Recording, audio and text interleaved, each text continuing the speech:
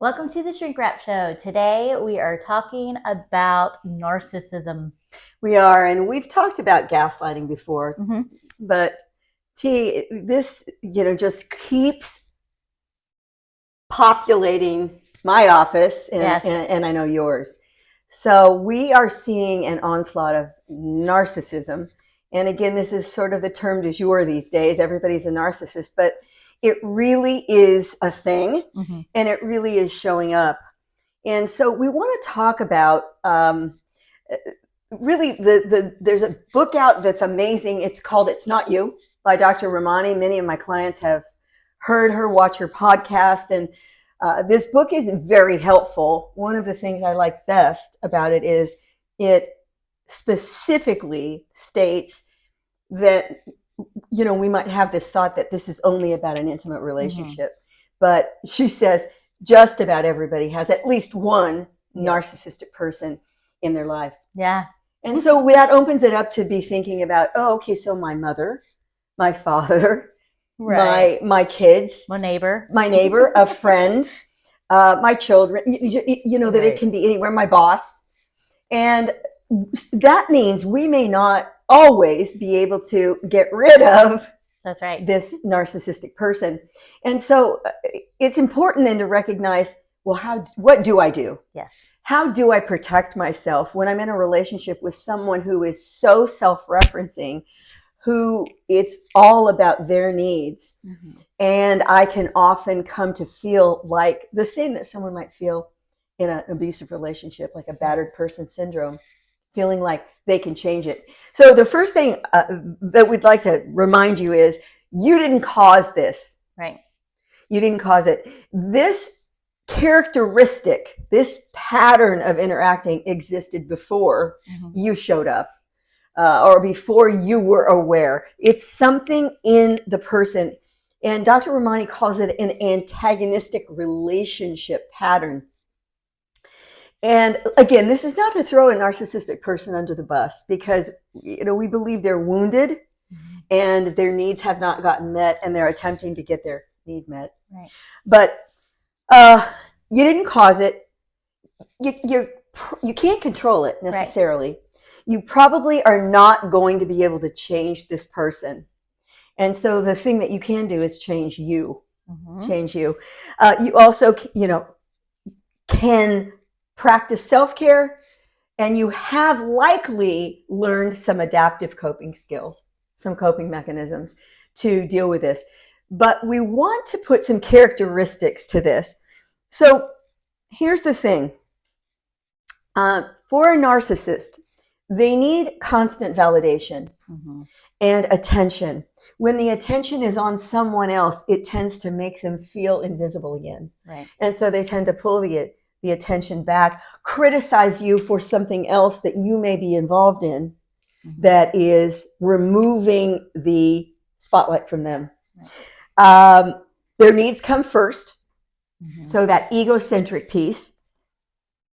There's a consistent, Dr. Ramani calls it a consistent inconsistency. In other words, their behavior is unpredictable. Yeah. So it vacillates from I'm good, I'm bad, I'm good, I'm bad. Yeah. And what works one time when I figure out, this was something that caused them to feel more comfortable or they weren't disturbed by this, the next time it doesn't work. Right. And so there's a constant guessing game going on, and this can be extremely taxing, trying, just weakening of the autoimmune system and taking up all of your energy. Yep. Just sucking you dry, so to speak. There's a restlessness in them because this discontentment comes from such a fragile ego place, and they may not even understand why they behave the way they do, but they can't sit in the guilt of it or the shame of it, and so it gets projected back out onto you. And this antagonistic relational stress that Dr. Ramani describes is a very real thing. So again, rapid mood shifts, a sense of entitlement, very thin-skinned, can dish it out, can't take it. Right. Inability to self-regulate. So lots of explosive type things and then retreat. No repair. Right. but the thing happened, and then like business as usual the next day, the next moment, or whatever. A need to dominate, a need to control, a need to be in charge, a need to know everything that's going on, again, because there's a sense of not feeling safe. Yeah. So I love these suggestions that Dr. Ramani gives in the It's Not You book, that you've got to set some boundaries. Mm-hmm. It's critical to set boundaries. And what that might mean is you learn to put false headphones on, Yeah. right? And you let this behavior bounce off you. Mm-hmm. If you can't get out of the relationship or choose not to get out of the relationship, then you've got to develop a tough skin, a little bit of a tough skin.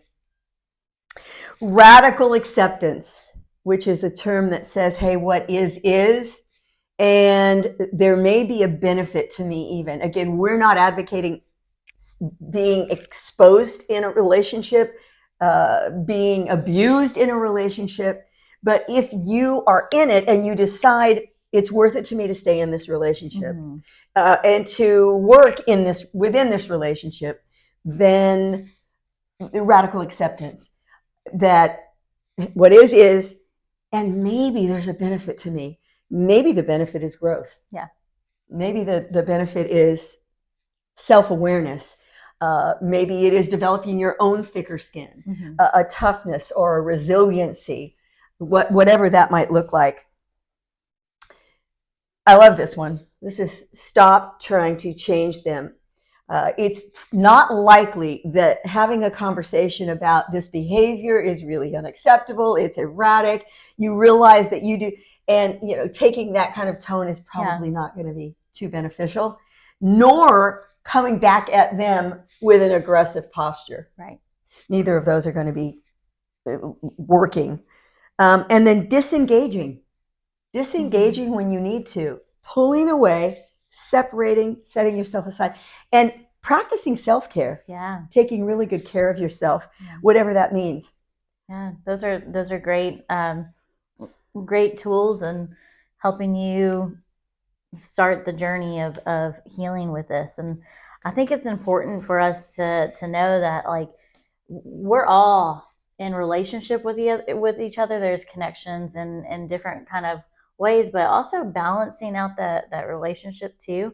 If the person is like your spouse or a sister or a parent or anything like that, it's like recognizing, okay, this is the type of personality trait that they have, and while I can't change who they are, I can accept them for who they are and love them for these other positive things that they have, and look at those positive things of what they have. And then also saying, okay, when they're acting this way, I can actively ignore that behavior.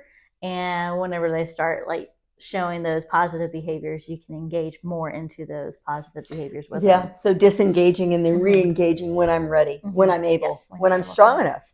Yeah. Because another thing that we know with narcissism is there is no empathy. Yeah. There's just not that little empathy piece is not available. And so because they're so self-referencing, empathy for self, but not for anyone else. Yeah.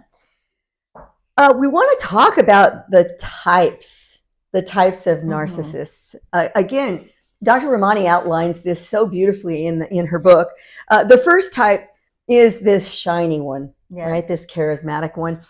She calls this the grandiose version of narcissism.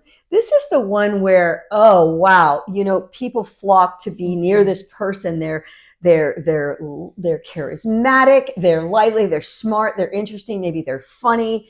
They're oftentimes in prominent positions, and you just want to be on their team. You want to work for them in their practice. If they're a neurosurgeon, you want to work in that law office, and then you do, and then you notice. You recognize the personality.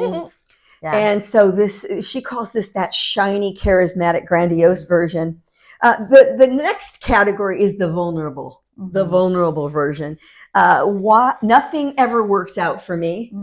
No, I try so much, I work so hard, and I never get what I deserve.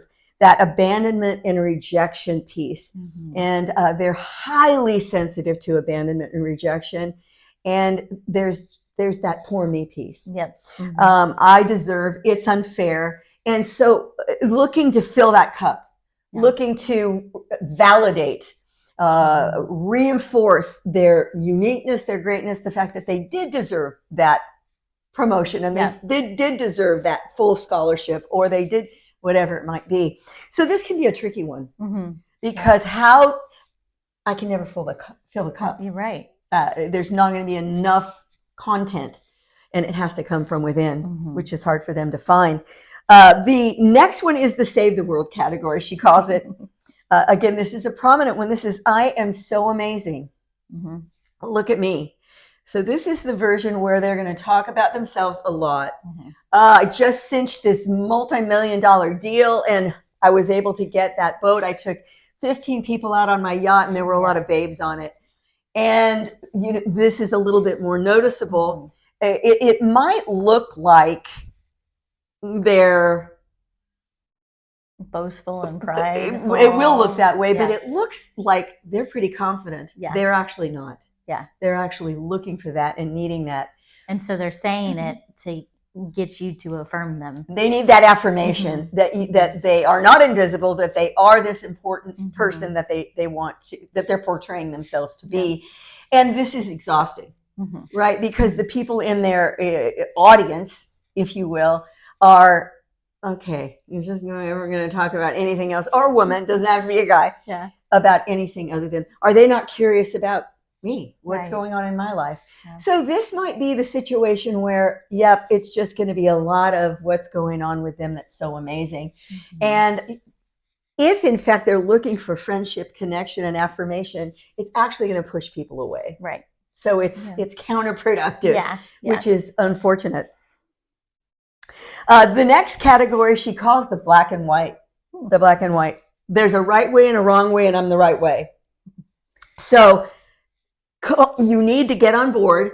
You need to figure out how to fold the towels.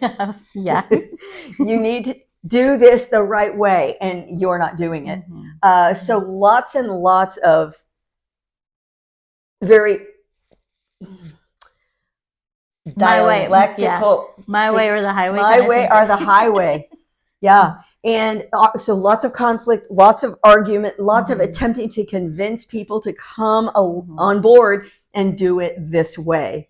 Very difficult for them to fathom that there is another way to do it, because no, this is it right here. And again, it's about power and control, and the feeling of security that comes when I have those things over someone else.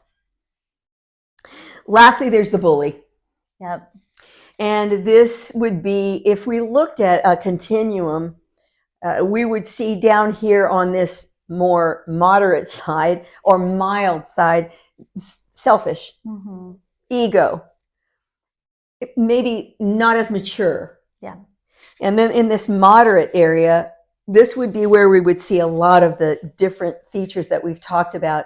And then way down over here on this far end, this would be the extreme. The extreme, the bully. So this is more of your criminal, sociopath, pathological person who hurts people. Not just emotionally, but also physically. They're more dangerous. They see red more quickly. They get to that breaking point more readily. And these are the ones that we would say more, it's, probably not going to be able to work any of your magic. And we want you to always think safety first when you're dealing with the bully. Lots of myths about narcissism too. Talia, we often think that it's a man. No, it can come in any form. I know several women in this category. That it's just about arrogance. No, in fact, Dr. Ramani says this, that an arrogant person trips someone, a narcissist laughs when that person falls. When you say arrogance, I also think of like ignorant people too, like people that don't really know the full story or fully understand and aren't willing to see another perspective. So that would be different. yeah, that's a little bit like I just don't have the information, yeah, and or the capacity, or want the or want it. I just need to stay in this I want to narrow be in box. my own perspective, and it's just mine. Yeah. So, you know, again, they can't control their behavior. Dr. Ramani says, and I agree, they can control their behavior because they have moments where they aren't behaving this way. But there does seem to be a switch that gets flipped. And at that point, it's difficult to turn back. Now, with some of these categories, we know that it will not be viewable externally to other folks. Right. Only maybe at home. Yep. Only maybe with this one particular person or with the family.